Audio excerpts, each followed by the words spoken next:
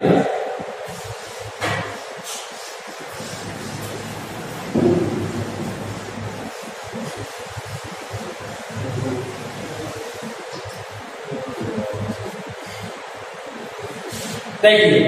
E बराबर K Q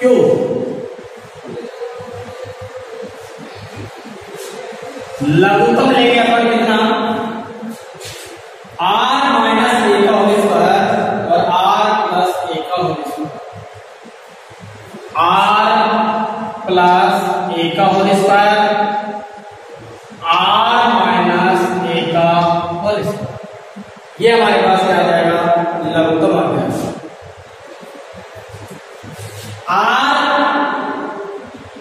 minus A square उस राशि में इसका क्या दोनों भाग हुआ, भाग हुआ तो ये राशि तो क्या हो जाएगी, कैंसिल।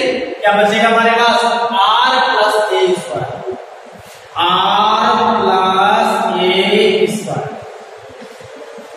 बीच में चिन्ह किसका है, माइनस का, तो हम भी माइनस का लगा देंगे।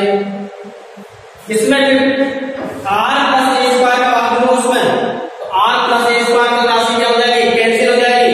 क्या बचेगा R minus A square, R minus A square. ये हमारे पास बचेगा। एक सूत्र होता है, क्या सूत्र होता है, A प्लस B का whole square, A square plus B square plus 2AB। एक सूत्र होता है A माइनस B का whole square, A square plus B square minus 2AB। एक सूत्र होता है A square minus B square, A plus B, A minus B। ये सूत्र होते हैं जो कि छोटी क्लासों के अंदर आप पढ़ चुके हैं। ये हमारे पास वैल्यू आ गई, इसको अपन क्या करेंगे, हल करेंगे। E बराबर K Q, ये राशि हम इसको यूं में लिखते हैं R plus A, R minus A, A plus B का whole square, A plus B का होल स्क्वायर से बोल देंगे। A का मान यहाँ पर कितना R और B का मान कितना स्मॉल a, तो A square R square plus B square A square plus 2RA। कोष्ठक लग रहा है, हमने भी कोष्ठक लगा। बीच में चिन्ह किसका है, माइनस का, यहां कोष्ठक लग रहा है, हमने लगा दिया। R square A square plus B square minus 2RA। कोष्ठक लग गया, ये हमने क्या कर दिया, हल कर दिया। E बराबर KQ,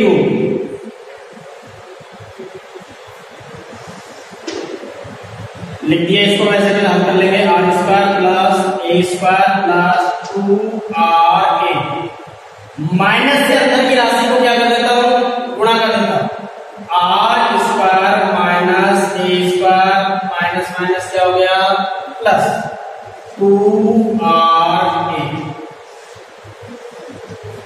इसको भी मैं लिख सकता हूं A plus B, A minus B, A plus B, A minus B, A square minus B square. लिख सकता हूं, नहीं लिख सकता, लिख सकता हूं मैं। इसको मैं लिख सकता हूं R square minus A square, और सबके ऊपर क्या लग रहा है ऑलरेडी, स्क्वायर। लिख सकता हूं, नहीं लिख सकता। अब देखिए R स्क्वायर, ये प्लस का, ये क्या हो गया, माइनस का, ये प्लस का, ये माइनस का। E बराबर KQ, क्या बच गया हमारे पास, 2RA, 4RA, 4RA। अब R square minus A square, इसका क्या कर देंगे, होल स्क्वायर। अब देखिए, जो अपन ने बिंदु आवेश लिया था, ये दूरी कितनी थी? 2a थी। ये दूरी कैसी है? अल्प दूरी है। ये दूरी कैसी है? अल्प दूरी है। लेकिन मध्य बिंदु O से स्मॉल r दूरी हम कहीं पर भी दे सकते हैं, तो इसकी तुलना में ये दूरी क्या है? बहुत बड़ी है। इस दूरी की तुलना में ये दूरी क्या है? बहुत बड़ी है। तो हम r की तुलना में इसको दूरी को बड़ा करेंगे तो a को क्या मान लेंगे? नगण्य मान लेंगे। चूंकि r ग्रेटर कितना है? a। r का मान बहुत बहुत बहुत बड़ा है a से, तो r square minus a square लगभग किसके बराबर हो जाएगा? r स्क्वायर के बराबर हो जाएगा, क्योंकि इस राशि को क्या मानूंगा मैं? नगण्य मानूंगा। दोबारा देखिए, r ग्रेटर a, r का मान बड़ा है किससे? बहुत a से, तो a राशि को क्या मान लूंगा मैं? नगण्य। इसको मैं हटा दूंगा तो मेरे पास क्या बचेगा? r स्क्वायर बचेगा। समीकरण नंबर ये कौन सा है? 4। समीकरण 4 वैल्यू रखते हैं। वैल्यू रखने के पश्चात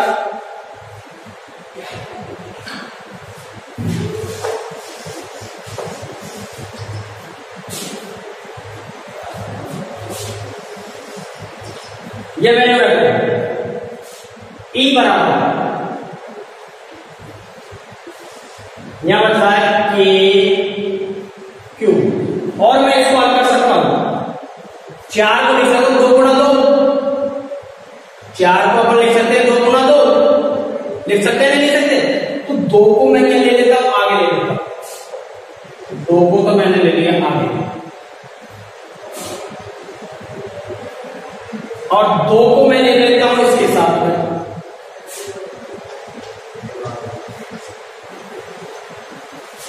दोबारा गुणा करके देखो, इनटू कितना हो गया? के क्यू ऑलरेडी आ रहा है यहां, और r a के क्यू मिल रहा है। 2 दूनी 4, 4 r a के क्यू मिल गया, बटे r square minus a square की जगह कितना लिखूंगा मैं? r square.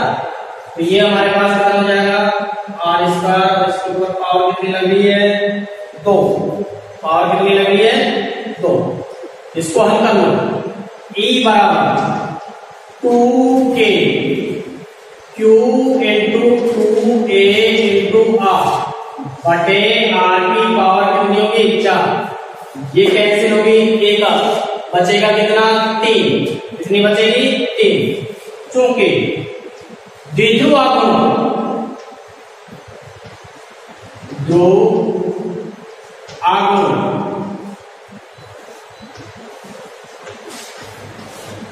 P बराबर Q इंटू कितना होता है? 2a। तो Q इंटू 2a की जगह मैं कितना लिख सकता हूं? P। E बराबर 2k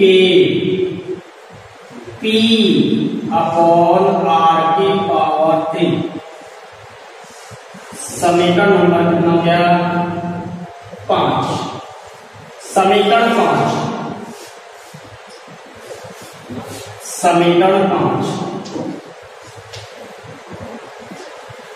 या सदिश रूप में भी लिख सकते हैं इसको, सदिश रूप में।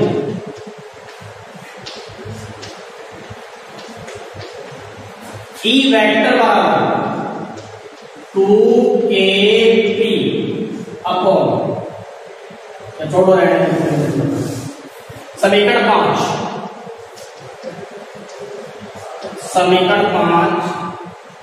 वैद्युत द्विध्रुव के कारण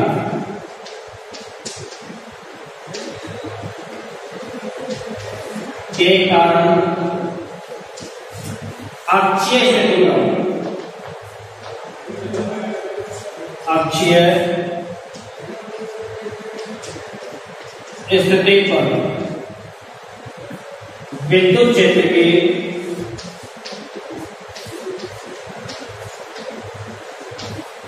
तीव्रता का व्यंजक है।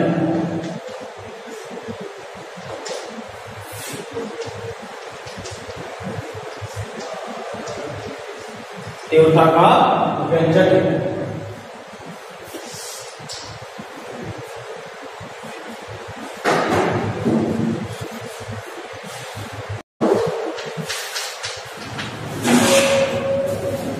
ये दोनों राशि क्या है, नियत है, तो हम कह सकते हैं E proportional to 1/r की power 3। E proportional to 1/r की पावर 3। E व R के मान ग्राफ, E व R के मान ग्राफ कितना हो जाएगा। ये जो ग्राफ है वो ग्राफ विद क्रमानुपाती मिल रहा है, और विद क्रमानुपाती का मतलब R का मान अगर बढ़ाएंगे तो E का मान कम होगा, E का मान कम करेंगे तो R का मान क्या हो जाएगा, बढ़ जाएगा। इनके बीच जो ग्राफ आया था वो ग्राफ किस तरीके से हो गई, ये तो R हो गया, ये क्या हो गया E।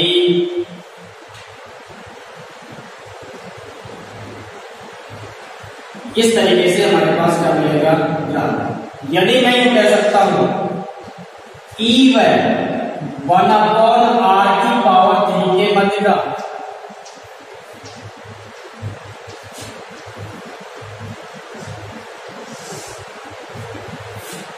तो ग्राफ हमारे पास कैसा प्राप्त होगा,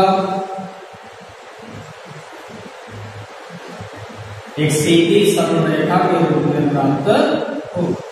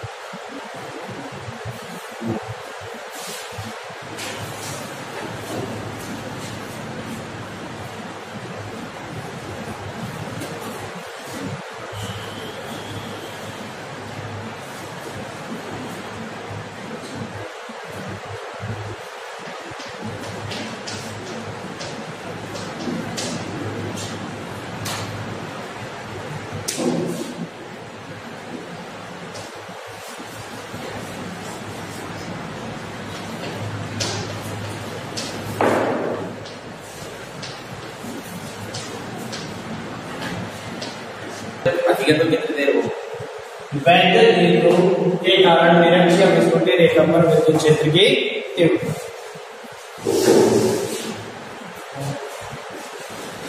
माना ए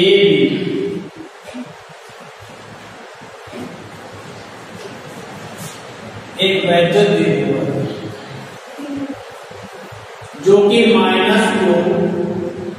व +q आवेश से मिलकर बना।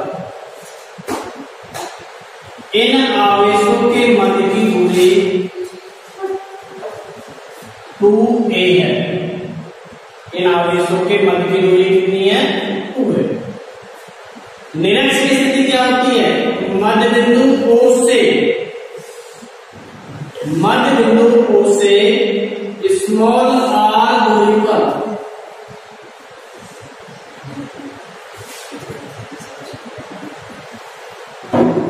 स्मॉल r दूरी पर एक बिंदु P स्थित है। इस बिंदु P पर विद्युत क्षेत्र की तीव्रता की गणना करनी।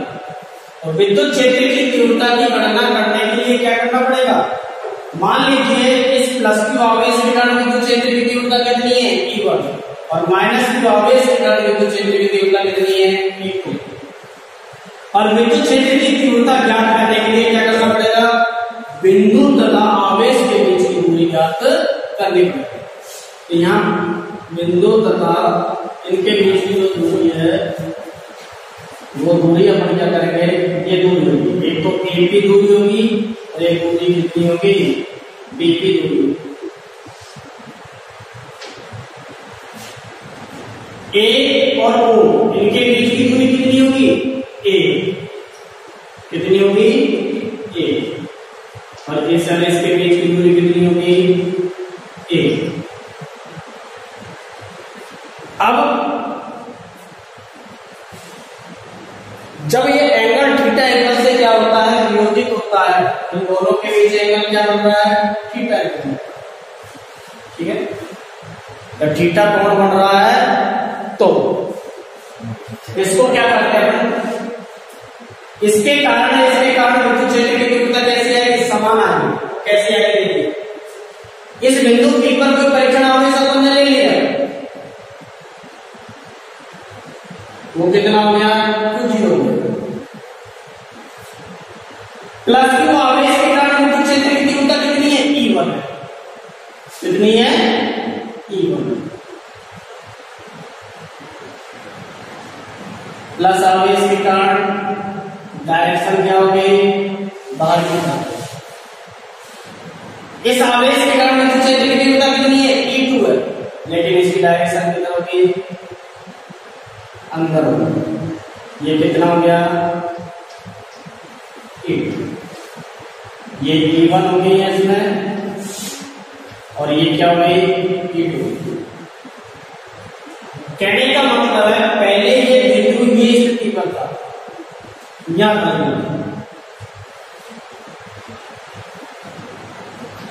ये तो स्थिति है, इसको ये स्थिति पर, इसको उठाकर यहां रखा, ये एंगल कितना बन रहा है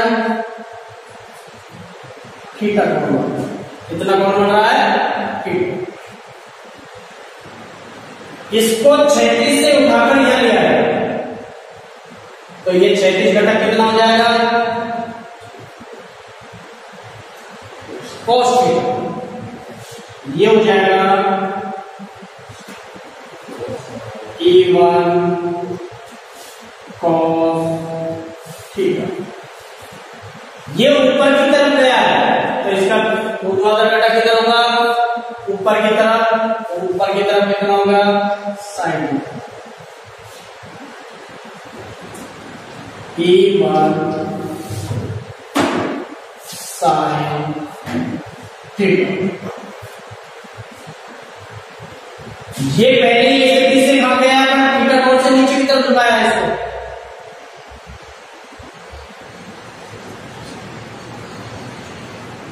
क्षैतिज के साथ में कितना बढ़ रहा है थीटा, इसके साथ बढ़ रहा है E2, तो क्षैतिज घटक कितना हो जाएगा A2 cos थीटा, नीचे की तरफ आ रहा है, ऊर्ध्वाधर घटक कितना हो गया E2 sin थीटा। इस तरीके से इसको क्या कर रहे हैं अपन घटकों के रूप में विभाजित कर रहे हैं। अब देखिए ये समकोण त्रिभुज हो रहा है, ये आधार हो गया, क्या हो गया लंब, ये दूरी कितनी होगी R square plus A square की power 1/2, R square plus A square की पावर कितनी होगी 1/2। इसी तरीके से ये भी होगी R square plus A square की पावर 1/2। ये डायग्राम समझ रहा है, दोबारा देखिए, माना एक बिंदु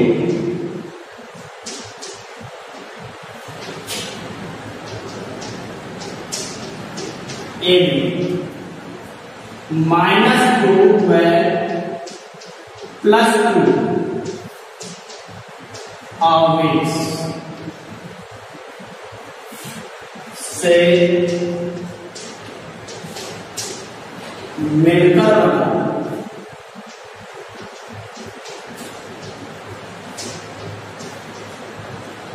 इन आवेशों के मध्य की दूरी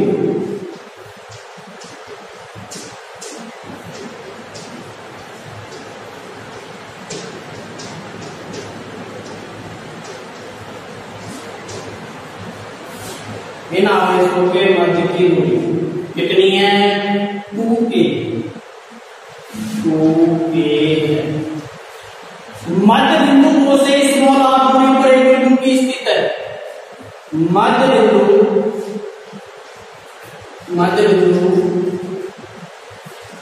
O से स्मॉल r दूरी पर एक बिंदु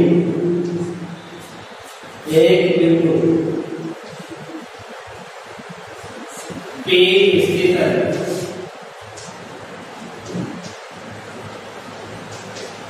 इस बिंदु P पर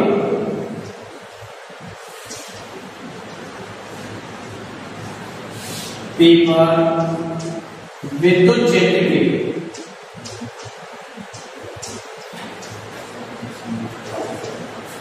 तीव्रता की गणना करनी है।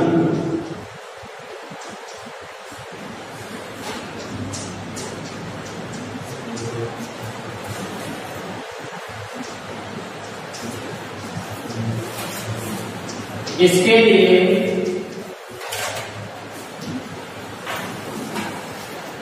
बिंदु P पर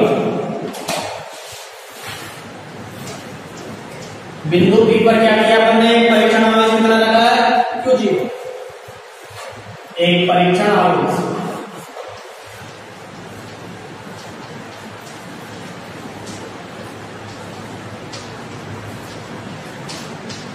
Q0 रखा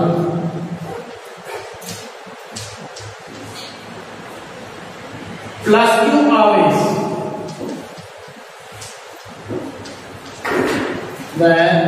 माइनस Q आवेश के कारण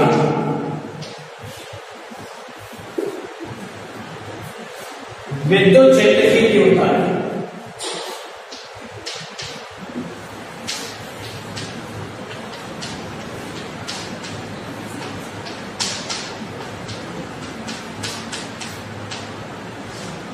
क्रमशः E1 वेक्टर व E2 वेक्टर है। अतः प्लस Q आवेश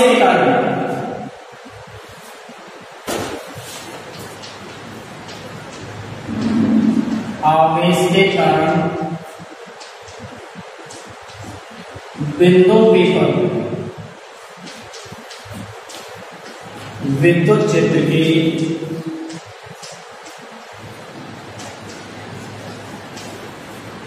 तीव्रता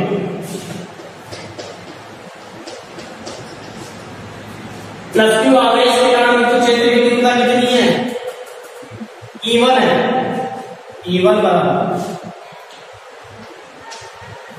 इसका परिमाण अंतर मान ले रहा हूं बराबर E1 बराबर बिंदु आवेश के कारण विद्युत क्षेत्र की तीव्रता कितनी होती है Q अपॉन R इसका R का मतलब है बिंदु तथा बिंदु के बीच की दूरी K Q बीच की दूरी कितनी है BP इसका दिशा क्या हो जाएगी इसकी B से P O दिशा हो जाएगी B से E बराबर E1 बराबर KQ BP की वैल्यू कितनी है R square plus A square की power 1/2 R square plus A square इसकी पावर कितनी है 1/2 और ऑल पावर कितनी लग रही है 2 इससे ये कैंसिल हो गया क्या बच गया, E1 बराबर के cube upon R square plus A square. समीकरण नंबर कितना हो गया, 1। इसी प्रकार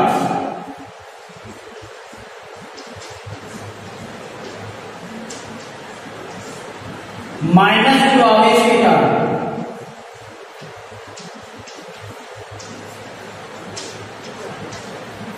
आवेश के कारण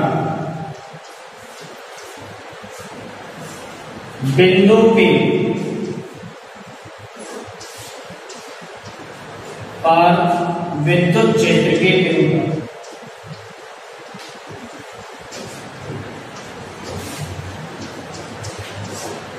विद्युत क्षेत्र के विरुद्ध कितनी आएगी,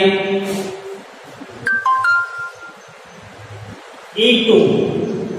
इसका भी क्या निकालेंगे, परिमाण। E2 बराबर के क्यूब अपॉन बीच की दूरी ए पी स्क्वायर। दिशा क्या हो जाएगी, P से A की ओर। दिशा क्या हो जाएगी, P से A की ओर। E2 बराबर के क्यूब अपॉन एपी की वैल्यू कितनी है हमारे पास, R square plus A square. R square plus A square, power कितनी है, 1/2।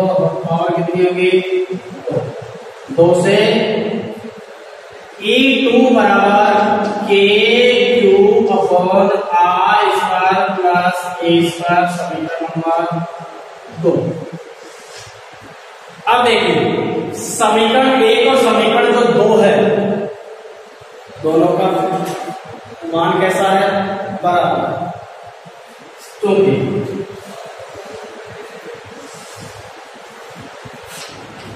समीकरण 1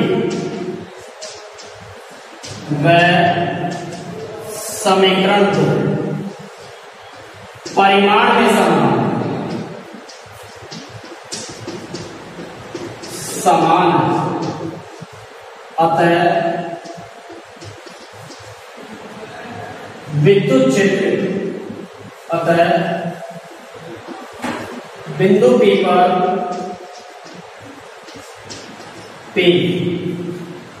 पर परिणामी विद्युत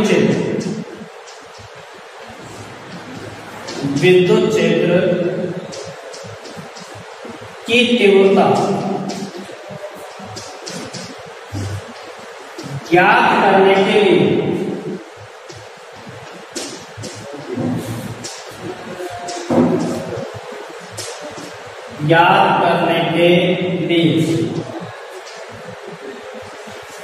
विद्युत क्षेत्रों को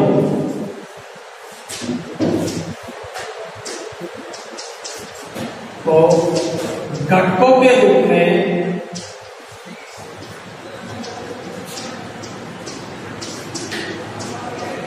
वियोजित करते हैं।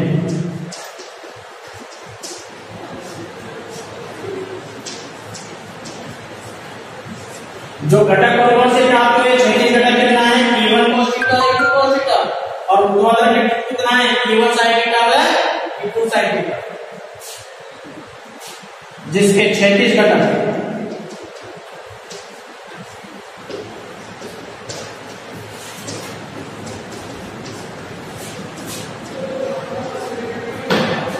E1 cos थीटा व E2 cos थीटा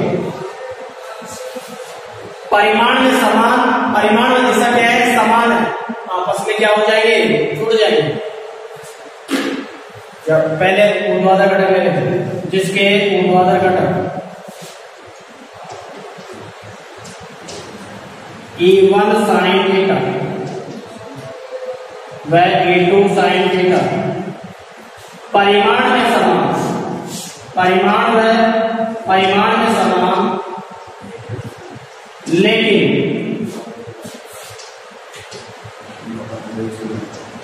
दिशा में विपरीत होने के कारण ये दोनों एक दूसरे के क्या हो रहे हैं, विपरीत हो रहे हैं। दिशा में विपरीत होने के कारण देखिए वैद्युत बिंदु के कारण निरक्षीय विस्फोटीय रेखा पर विद्युत क्षेत्र की तीव्रता, विद्युत क्षेत्र की तीव्रता ज्ञात करने के लिए क्या करते हैं, ए और बी एक बिंदु है जो कि -q व +2 आवेश से मिलकर बना। इन आवेशों के मध्य की दूरी कितनी है, 2a। निरक्षपर चाहिए तो मध्य बिंदु O से स्मॉल r दूरी पर एक बिंदु P स्थित है। इस बिंदु P पर विद्युत क्षेत्र की तीव्रता की क्या करनी है, गणना करनी है। तो विद्युत क्षेत्र की तीव्रता की गणना करने के लिए इस पर क्या चाहिए, हम लोग एक परीक्षण आवेश चाहिए। तो इस पर मैंने क्या लेंगे, परीक्षण आवेश की तीव्रता। माना +q आवेश के कारण विद्युत क्षेत्र की तीव्रता कितनी है, E1 है, और -q आवेश के कारण विद्युत क्षेत्र की तीव्रता कितनी है, E2 है। इनके मध्य की दूरी 2a थी, आधी दूरी कितनी रहेगी, a, और ये दूरी कितनी रहेगी, a। ये दूरी कितनी है, r। ये समकोण त्रिभुज बन गया, और समकोण त्रिभुज बन गया तो ये कर्ण है, और कर्ण का मान कितना हो जाएगा, आधार का स्क्वायर प्लस लंब का स्क्वायर का अंडर, और अंडर को व्यक्त करते हैं 1/200। r square plus a square की पावर कितनी बचते, 1/2। इसी तरीके से यहाँ पर देखिए, ये आधार हो गया, ये क्या है, लंब, कर्ण का मान हो जाएगा r square plus a square की पावर 1/2। तो वहां हमने अक्ष पर निकाला था, उसी तरीके से यहाँ पर भी निरक्ष पर उसी तरीके से बोलेंगे। +q आवेश के कारण बिंदु P पर विद्युत क्षेत्र की तीव्रता, विद्युत क्षेत्र की तीव्रता क्या होगी, क्या लिया हमने, E1। इसकी परिमाणात्मक वैल्यू ले रहे हैं E1 बराबर kq अपॉन बिंदु से बिंदु की दूरी, kq1 अपॉन r स्क्वायर। इनके बीच की दूरी कितनी है, bp, कितनी है, bp स्क्वायर। अब देखिए इसकी डायरेक्शन किधर जा रही है, b से चल रही है, इसकी चौंच किधर है, p की तरफ। तो b से किधर चलेंगे अपन, p की तरफ। डायरेक्शन क्या हो जाएगी, b से p की ओर। bt की वैल्यू हमारे पास कितनी निकल के आई है, r square plus a square की power 1/2, r square plus a square की पावर 1/2, और इसके ऊपर क्या लग रहा है, स्क्वायर लग रहा है। ये 2 से 2 कैंसिल हो गया, तो राशि क्या बची हमारे पास, E1 बराबर kq upon r square plus a square. समीकरण क्या दे दिया, ये। इसी प्रकार इस -q आवेश के कारण विद्युत क्षेत्र बिंदु P पर विद्युत क्षेत्र की तीव्रता भी कितनी होगी, E2 कितनी हो गई, E2 बराबर kq। इनके बीच की दूरी कितनी होगी, kp। डायरेक्शन क्या हो जाएगा, P से क्या चल रहा है, a की ओर। दिशा क्या हो जाएगी, P से a की ओर। kp की वैल्यू रख दी r square plus a square की पावर 1/2, ये हमने यहाँ रख दिया। E2 और E1 समीकरण और A दोनों का परिमाण कैसा मिल रहा है, समान मिल रहा है। जब परिमाण समान मिल रहा है तो विद्युत क्षेत्र को घटकों के रूप में क्या करते हैं, वियोजित करते हैं। क्या करते हैं, घटकों के रूप में वियोजित करते हैं। ये स्थिति है हमारे पास, ये बिंदु P पर घटकों के रूप में वियोजित करेंगे। ये एक द्विध्रुव रख दिया, इसको थीटा कोण से यहां पर विक्षेपित कर दिया। थीटा कोण पर विक्षेपित करने के पश्चात ये जो एंगल बन रहा है क्षैतिज के साथ में बढ़ता है, और क्षैतिज के साथ में जो भी एंगल बढ़ता है तो क्या होता है, cos थीटा। क्या होता है, cos थीटा। तो किसका ले रहे हैं अपन, +q आवेश के कारण विद्युत क्षेत्र की तीव्रता E1 के लिए, तो इसका क्षैतिज घटक कितना हो जाएगा, E1 cos थीटा। ये किसको ऊपर की तरफ लेके गए हैं, तो इसका ऊर्ध्वाधर घटक कितना हो जाएगा, तरफ, वो कितना हो गया E1 sin थीटा, कितना हो गया E1 sin थीटा। इसी तरीके से E2 के लिए, E2 को काटकर विच्छेदित कर रहे हैं, इधर विच्छेदित कर रहे हैं, इधर विच्छेदित कर रहे हैं, तो किससे कर रहे हैं, इस अक्ष से कर रहे हैं, इस अक्ष से कर रहे हैं, तो ये कौन सा घटक हो जाएगा, क्षैतिज घटक, और क्षैतिज घटक कितना हो जाएगा cos थीटा। इसके लिए E2 के लिए E2 cos थीटा, नीचे की तरफ आ रहा है, ये कितना हो जाएगा घटक E2 sin थीटा। अब देखिए E1 और E2 परिमाण में समान है ऊर्ध्वाधर घटक में, लेकिन इनकी डायरेक्शन क्या है, विपरीत है, और डायरेक्शन विपरीत होने के कारण आपस में क्या हो जाते हैं, ये निरस्त हो जाते हैं, आपस में क्या हो जाते हैं, निरस्त। जबकि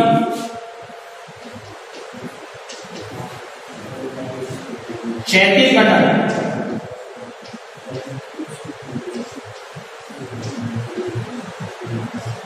के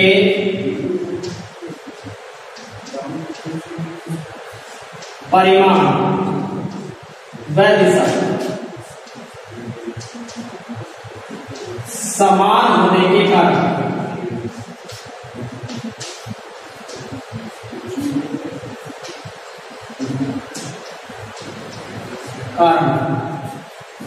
जुड़ जाते हैं, जुड़ जाते हैं, कारण क्या हो जाते हैं, जुड़ जाते हैं।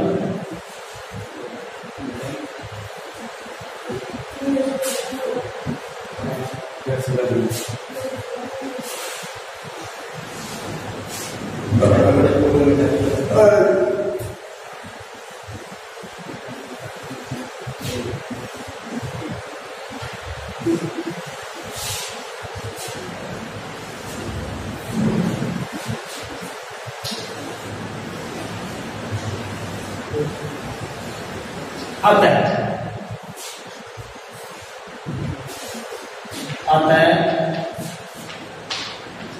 बिंदु P पर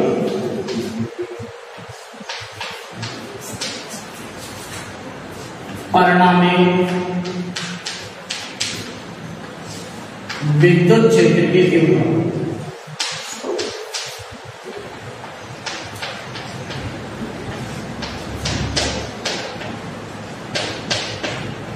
परिणामी विद्युत क्षेत्र की तीव्रता E,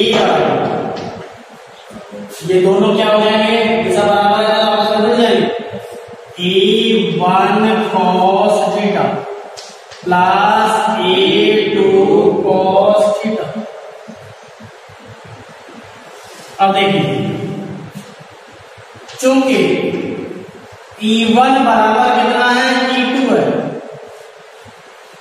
E बराबर E1 cos theta plus E1 cos theta, E2 की जगह मैंने कितना लिख दिया, E1 लिख दिया, E बराबर 2E1 cos थीटा। समीकरण नंबर कितना हो गया हमारे पास, 3, समीकरण नंबर 3।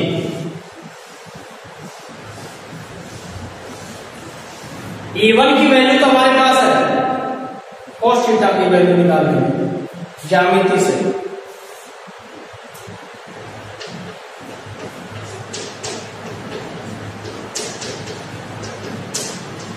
या समकोण त्रिभुज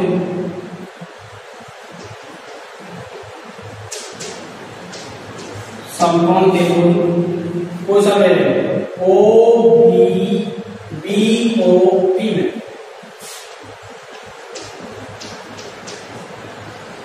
cos थीटा बराबर क्या होता है, लाल बटे कक्का से आधार बटे कर्ण, आधार बटे कर्ण। आधार हमारे पास A है, कर्ण का मान हमारे पास है r² प्लस a², इसकी पावर कितनी आ रही है, 1/2। समीकरण नंबर 4, समीकरण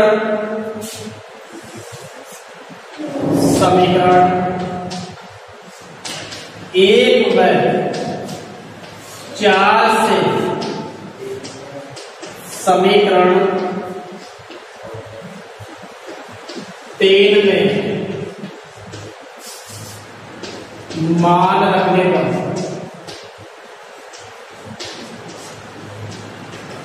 मान रखिए E बराबर, इसकी वैल्यू है हमारे पास 2 तो ऑलरेडी है, E1 की वैल्यू है KQ upon R square plus A square into cos theta की वैल्यू हमारे पास ये A upon R square plus A square की पावर 1/2। E बराबर K Q इंटू 2 को मैं अंदर ले जाता हूं 2A बटे ये आधार क्या, ये पावर कितनी होगी 1, आधार समान है तो घातें जुड़ जाती है, तो R square plus A square की पावर 1 प्लस आधी 3/2 समीकरण नंबर 5। क्योंकि P बराबर होता है Q इंटू 2A तथा R ग्रेटर कितना है A, R का मान बहुत बड़ा है किससे, A से, तो R square plus A square, A को क्या मान लेंगे नगण्य, कितना बच जाएगा R स्क्वायर, समीकरण 5 से,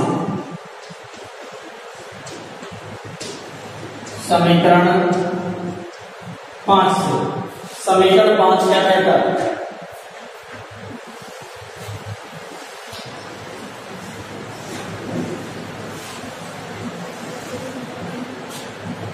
समीकरण 5 में ये E बराबर K Q इंटू 2A की जगह मैंने कितना रख दिया P, KP upon R square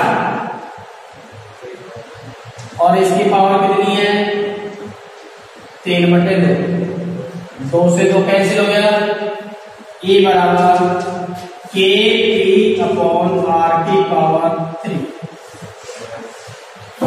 समीकरण नंबर 6। समीकरण 6 द्विध्रुव के कारण निरक्ष पर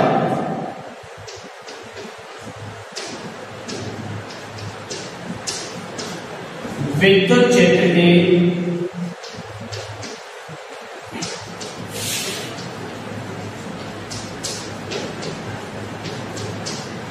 तीव्रता का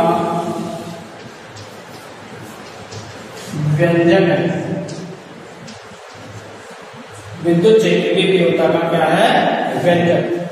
इसी तरीके से अपन क्या करेंगे, इनके बीच में यदि ग्राफ बनाएंगे तो ग्राफ किस तरीके से प्राप्त होगा, जैसे अपन ने अक्षीय स्थिति पर ग्राफ प्राप्त किया था उसी तरीके से ग्राफ हमको क्या होंगे प्राप्त होंगे। यदि समीकरण 6 से, समीकरण 6 से, समीकरण 6 क्या कहता है, E बराबर KP अपॉन R की पावर 3 है। यदि KP नियत है, KP क्या है नियत है, तो E proportional to 1 upon R की पावर 3। विद्युत क्षेत्र की जो तीव्रता निकल के आ रही है दूरी के घन के क्या होती है व्युत्क्रमानुपाती होती है, अतः E व R के मध्य का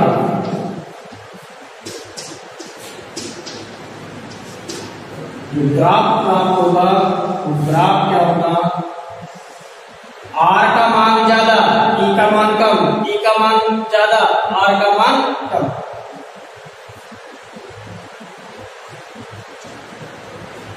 ये इस तरीके से ग्राफ प्राप्त होगा। यदि हम यो कह लेता है, यदि ई व 1/r³ के मध्य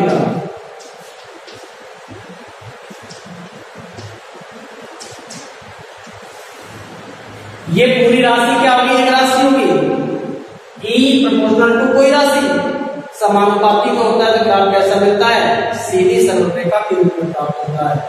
तो ये ग्राफ 1/r³ और ई विद्युत क्षेत्र की तीव्रता